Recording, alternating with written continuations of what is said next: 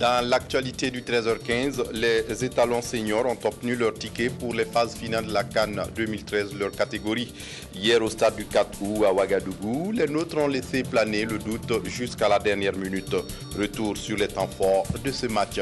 Et puis 25 ans après la fin de la révolution démocratique et populaire, un collectif d'avocats de la famille de Thomas Sankara et des associations réclamant justice pour le capitaine Sankara demandent la réhabilitation du président ainsi qu'une enquête parlementaire par l'Assemblée nationale française. Mesdames, Messieurs, bonjour et ravi de vous retrouver. Pour ouvrir ce journal, donc, retour sur le match des étalons du Burkina, Fauve de Lubangui de Centrafrique, hier au stade du 4 août à Ouagadougou. Après une rencontre mouvementée, les étalons ont obtenu leur qualification pour les phases finales de la CAN 2013 en Afrique du Sud. Jusqu'à la dernière minute, les nôtres ont fait planer le doute sur leur qualification. Retour sur les temps forts du match avec Jérôme Tiendrebego. Un but inscrit à la 94e minute et qui confond narrateur et supporters, tous aussi surpris que libérés. Le but libérateur d'Alain Traoré sur une tête de prolongement de Moumouni Dagano jette une bonne partie du public sur l'aire de jeu dès le coup de sifflet final du Marocain El Arash Bouchaïb. Le match avait pourtant très mal démarré pour les étalons qui encaissent un but à la 8e minute. En 10 minutes chrono, les garçons de Paul Put remettent les pendules à l'heure. Numéro de Jonathan Pitroapa qui sert Alain Traoré dans la zone de vérité. L'étalon au pied gauche magique ne se fait pas prier pour battre Geoffroy Lambert. Mais il faut encore 2 buts aux étalons qui appuient sur l'accélérateur. Le tonitruant Jonathan Pitroapa s'engouffre à nouveau dans la surface de réparation et obtient un pénalty. Sans trembler, Moumouni Dagano transforme pour le 2-1 en faveur du Burkina. Et encore 52 minutes pour inscrire un but et le public pousse ses étalons. Mais rien n'y fit. 5 minutes de temps additionnel provoqués surtout par la faute des fauves qui jouaient à casser le rythme du match. Ils seront pris dans le piège qu'ils ont eux-mêmes tendu. Les étalons vont galoper derrière les 35 secondes restantes. Abdoulaye Soulama pour Bakary Koné qui adresse une longue balle à Moumouni Dagano. Dagano dévide la tête pour l'homme au pied gauche magique. Mais cette fois, c'est d'une tête magique que Sibri Alain Traoré libère le peuple burkinabé. Un but que bon nombre de spectateurs et téléspectateurs n'auront vu que plus tard car ils s'étaient déjà laissés battre par le désespoir. Un match de football, faut-il le rappeler, n'est jamais fini qu'au coup de sifflet final. Je félicite le coach parce que c'est vrai qu'au début, on a passé le moment difficile ensemble, mais le plus important c'était la qualification ce soir et cette qualification, je crois que ça va réunir tous les Burkinabés. Et je remercie tous les Burkinabés et vous les journalistes pour votre soutien, tout ce que vous avez fait pour nous. Et maintenant le plus important, on va en Afrique du Sud, Dieu merci. Félicitations à mes joueurs, comment eux ils se battent aujourd'hui. Ils ont vraiment montré, ils sont de vrais Burkinabés. Ils ont tout fait. C'est l'entraîneur qui a demandé depuis cette semaine. Un grand merci au public qui était vraiment le deuxième homme. Et ça, c'est aussi très, très important. Un grand merci au niveau du ministre du Sport et de la Fédération. Tout le monde a fait son travail professionnel. Et maintenant, on a eu la victoire et on a eu la qualification. Le but qui vaut de l'or offre aux étalons et au peuple burkinabé le droit de se faire compter parmi les heureux invités à la CAN 2013 au pays de Nelson Mandela. Tout à fait. Le plus dur reste à venir. Aujourd'hui, c'est le 15 octobre et cela fait 25 ans que le Front populaire a renversé le CNR, le Conseil national de la Révolution, mettant ainsi fin à 4 années de révolution populaire et démocratique. À la suite de ce coup d'État, le président du CNR perdait la vie. 25 ans après la disparition du capitaine Sankara, les militants sankaristes continuent de réclamer justice.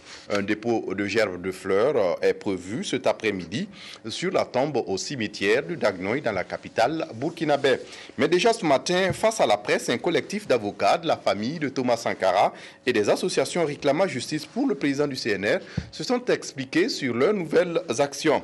Ils demandent la réhabilitation du président Sankara ainsi qu'une enquête parlementaire menée par l'Assemblée nationale française. Jacques Lamissa Tarpaga. 25 ans après la mort du capitaine-président Thomas Sankara, l'affaire court toujours. En ce jour anniversaire du 15 octobre 2012, les avocats de la famille Sankara reviennent à la charge au cours d'une conférence de presse. Le combat que nous menons aujourd'hui, c'est celui de réhabiliter le président Sankara au plan politique et au plan judiciaire. Au plan politique, vous savez bien que les partis sankaristes aujourd'hui constituent l'alternative. Au plan judiciaire, tant qu'il sera là, il a des magistrats de service. C'est lui qui le dit à travers ses ministres. Donc, il ne peut pas avoir de poursuite judiciaire. Donc, nous continuons ce combat, aussi bien au plan interne, dans la légalité, qu'au plan international. Voilà pourquoi aujourd'hui vous avez des associations comme l'ONG Survie, Afrique Avenir, des réseaux qui se créent pour exiger la vérité et la justice. Cela est un droit inaliénable. Sur le plan judiciaire, malgré le rejet du dossier dans le fond par la Cour de cassation de Ouagadougou en juin dernier, le conseil de la famille Sankara espère que l'affaire sera jugée un jour. Et des associations se sont jointes à la famille Sankara.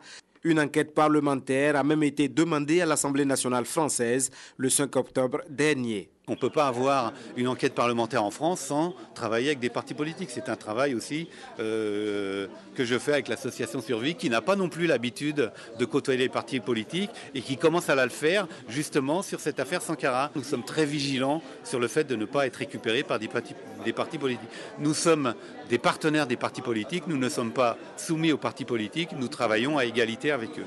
La demande d'enquête parlementaire est motivée par une mise en doute de la neutralité des services français dans le coup d'État du 15 octobre 1987 au Burkina Faso. 15 octobre, une date symbolique que la jeunesse sankariste a choisie pour tenir ses assises nationales. Environ 600 jeunes de l'UNURPS vont réfléchir sur l'alternance sankariste et l'apport de la jeunesse sankariste pour la renaissance d'un Burkina Faso véritablement intègre et prospère. Claudine Bikaba pour les détails. Des 4 coins du Burkina, 600 jeunes de l'UNURPS se sont retrouvés à Ouagadougou pour les assises nationales autour du thème « Alternative sankariste, apport de la jeunesse pour la renaissance d'un Burkina véritablement intègre et prospère ». Les assises nationales des jeunes de l'Union pour la Renaissance, parti sankariste, sont le fruit d'une résolution du bureau politique en son plénum du 4 août 2011, lequel plénum avait donné les orientations nécessaires au parti pour évaluer sa force de frappe. Soutenu par les délégations venues du Mali, du Niger, du Bénin et de la France autour d'un même combat, la promotion de la justice sociale, l'équité dans la répartition des biens de la nation, ainsi que l'avènement d'une véritable démocratie au pays des hommes intègres. Je suis surtout venue ici pour leur dire qu'à l'occasion du 25e anniversaire de Thomas Sankara, de l'assassinat de Thomas Sankara, notre groupe parlementaire, le Front de gauche, qui est aujourd'hui rejoint par d'autres députés, d'autres groupes, des Verts, nous voulons obtenir l'ouverture d'une commission d'enquête sur la probable implication de la France dans l'assassinat de Thomas Sankara. Nous inclinons sur la mémoire du président Sankara et de tous les patriotes qui sont tombés. Et nous nous rappelons que ces hommes ont donné de leur vie pour ce pays. Ils ont laissé des armes, il nous appartient de les récupérer et de continuer le combat. Ces participants de l'UNURPS ont 48 heures pour échanger, réfléchir et lancer des mots d'ordre pour les élections couplées du 2 décembre 2012. Tout autre chose à présent, une délégation du comité régional d'organisation des festivités du 11 décembre 2012 à Koudougou, dans la ville de Sia. Elle est allée rencontrer les ressortissants du centre-ouest résidant à Bobo-Dioulasso. Christine Koulibaly pour les détails. C'est au pied des pics de Sendou que le ministre de la Jeunesse, de la Formation professionnelle et de l'Emploi a donné rendez-vous aux représentants des mouvements et associations de jeunesse de la province de la Liraba. Avec eux, il était essentiellement question d'échanger sur leurs préoccupations, mais aussi de faire le point des actions entreprises par le gouvernement au profit de la jeunesse burkinabé. Nous avons insisté avec les jeunes de Sendou et de la Liraba de façon générale sur la mise en œuvre des programmes, des plans, des projets et des différentes actions que le ministère en charge de la jeunesse, de la formation professionnelle et de l'emploi déroule dans les différentes localités. Et ce sont des programmes du gouvernement, ce sont des projets mis en place par le gouvernement. Il était important pour nous de voir quel est l'impact sur la jeunesse et quelles sont les recommandations que les jeunes ont vis-à-vis de la mise en œuvre de ces programmes pour qu'on puisse les améliorer et qu'on puisse faire en sorte que ces programmes profitent encore plus aux jeunes. Et en quelques mois de mise en œuvre, l'impact du programme spécial de création d'emplois est bien visible dans la province. Il y avait des jeunes qui étaient là, il y a beaucoup qui ne faisaient rien. Donc ça permet aux gens, c'est-à-dire d'avoir des occupations, voilà, de se débrouiller quelque part et de se former. Nous les jeunes, nous souhaiterons que, au moins que ça soit continuel. Il ne faut pas qu'ils vont débuter et puis après délaisser. Voilà. Ce serait un peu dur à ces gens-là de se retrouver après aussi. Avant de prendre congé de la jeunesse de la Liraba, le ministre Achille Marie-Joseph Tapsoba n'a pas manqué d'insister sur la nécessité de mise en place de cadres de concertation entre les jeunes et les autorités locales, aussi bien au plan communal, provincial que régional. Des cadres qui devraient permettre l'élaboration de plans de développement au niveau local. Vous l'aurez compris, c'était un élément sur le ministre de la Jeunesse, de la Formation professionnelle et de l'Emploi qui était à Orodara dans le Kénédougou. Achille Marie Tapsoba a rencontré les jeunes du Kénédougou pour les sensibiliser à s'intéresser davantage à la formation professionnelle. Et vous venez de suivre le reportage de Christine Koulibaly. À présent, une délégation du comité régional d'organisation des festivités du 11 décembre 2012 à Koudougou dans la ville de Sia. Elle est allée rencontrer les ressortissants du centre-ouest dans la ville de Bobo-Dioulasso. Moumouni Baro cette fois-ci pour le reportage.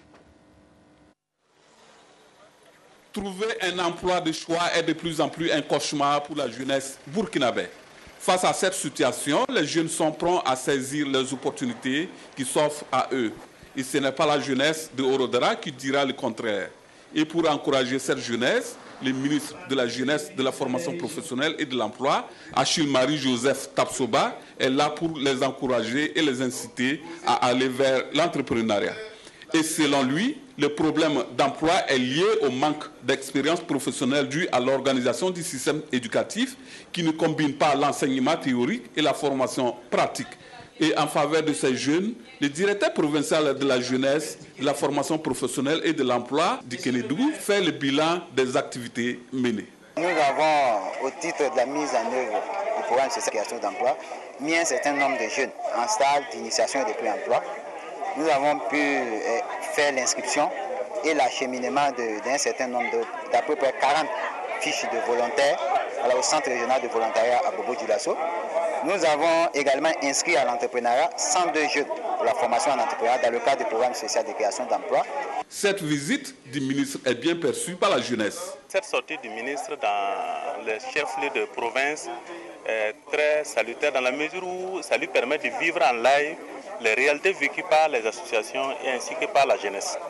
Parce que cela va lui permettre de pouvoir prendre des dispositions adéquates pour pouvoir mettre en place les différents programmes à l'endroit de cette jeunesse-là. Le premier responsable de la province du Kénédougou salue ce cadre d'échange et saisit cette opportunité d'inviter la jeunesse à beaucoup plus de courage et de civisme pour le bien-être social.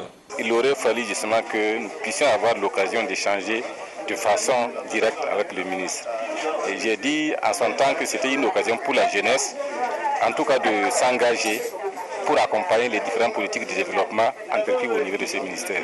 Donc, je ne peux que saluer très grandement le déplacement de ce ministre, cette visite du ministre, qui a été l'occasion pour la jeunesse d'avoir certaines informations dont il ne disposait pas.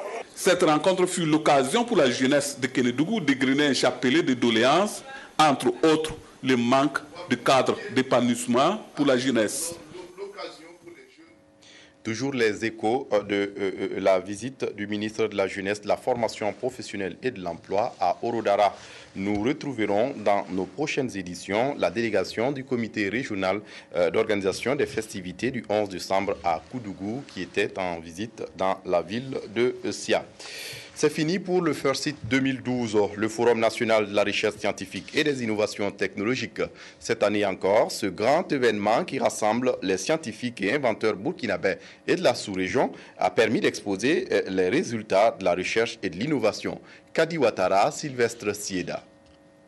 Environ 8 millions de francs CFA, c'est le montant engrangé au cours de cette soirée de collecte de fonds et qui marque la fin de la 10e édition du FIRSIT, le Forum national de la recherche scientifique et des innovations technologiques. Une action qui vise à soutenir les enfants drépanocytaires et qui est l'engagement principal de l'édition 2012 du FIRSIT. Les fonds collectés à l'issue de cette opération seront mis à la disposition des chercheurs.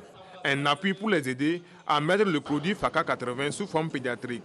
Nous avons pensé qu'en faisant cette soirée gala de collecte de fonds, ils pourront démarrer l'activité et pouvoir poursuivre avec UPharma.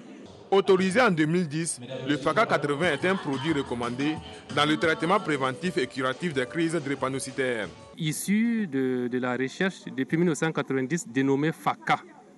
C'est sous forme de gélules dosées à 80 pour les enfants de 30 mois à 15 ans et 160 mg pour les adultes. Donc c'est un médicament qui prend un peu en charge presque tous les symptômes. Cet élan de solidarité est salué par les premiers responsables du département en charge de la santé. Je voudrais saluer cette initiative qui vient encourager les chercheurs, mais qui vient rappeler que les progrès en réalité, ce n'est pas les chercheurs seulement, ce n'est pas même les financiers, c'est une question posée à chaque citoyen. Et c'est dans cette ambiance empreinte de convivialité et d'esprit de solidarité que les rideaux sont tombés sur la 10e édition du FIRSIT. Rendez-vous est donc pris pour la 11e édition en 2013. L'école privée de santé Louis Pasteur à Koudougou met à la disposition des services de santé sa toute première cuvée. Une promotion qui a pris comme note baptême courage et persévérance pour illustrer les difficultés qui ont émaillé les 2 années de formation. Maïmouna Traoré. Cette première promotion de l'école privée de santé Louis Pasteur a suivi sa formation avec beaucoup de soucis et d'incertitudes. En ouvrant ses portes en 2010, l'école n'avait pas encore une autorisation d'ouverture. Par conséquent, la reconnaissance de ses diplômes était hypothétique.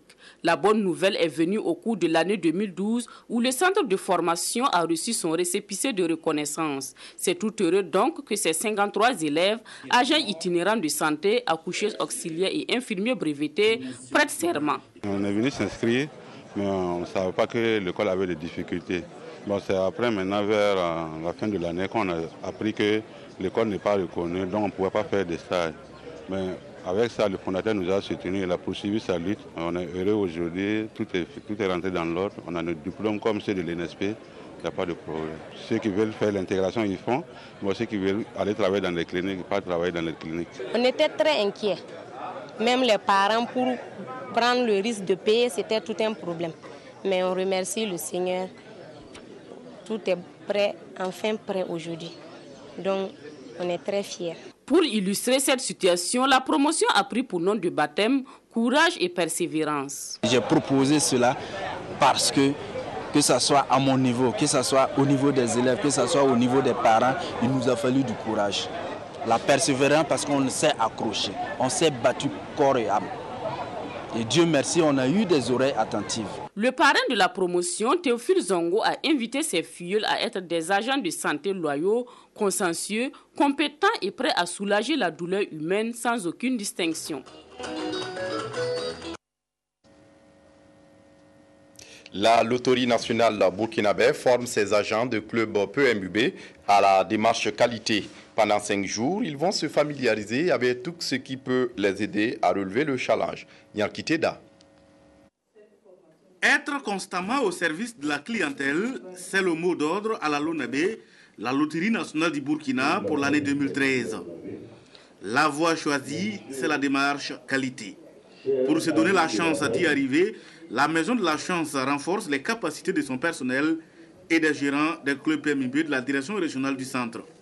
Quand une entreprise s'engage dans la démarche qualité, c'est la sensibilisation du personnel. Vous savez que pour y aller, il faut l'adhésion de tout le monde. Il faut d'abord l'adhésion du premier responsable, l'adhésion de tous les directeurs et surtout l'adhésion de tout le personnel. Voilà pourquoi nous avons donc initié ces formations auxquelles nous avons pris le soin d'associer nos partenaires, c'est-à-dire les gérants de clubs et les agents de vente privés. Vous savez que sur le plan international, il y a donc des normes et nous sommes en train donc d'aller vers la quête de la certification ISO 9001. La rencontre qui dure 5 jours va également permettre à la direction d'échanger et de discuter avec le personnel sur la vie de la LONABé. C'est aussi une occasion pour susciter l'adhésion et l'engagement du personnel à la nouvelle vision, celle de mettre la clientèle au centre des préoccupations.